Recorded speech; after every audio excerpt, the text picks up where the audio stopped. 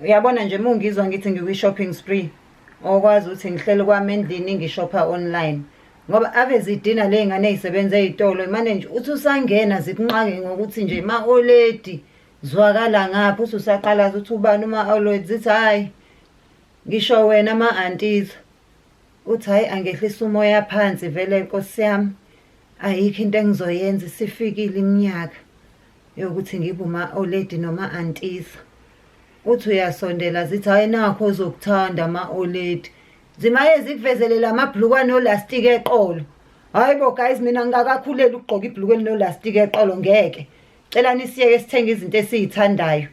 Hhayi bamanye bathi nazi iy'cathulo ey'-right. Hhayi bo, yabo lezi labantu abane-arthritis abaphethwe yiy'nyawo, laba abaney'nkinga zey'nyawo ey'vuvukalayo bamane bakunike zona, obonayo ukuthi lezi y'cathulo lezi uyithola nge-prescription kadokotela. Akekho umuntu omane asuke nje athenge lesicathulo.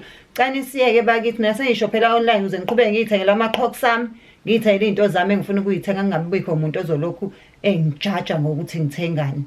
Hawu.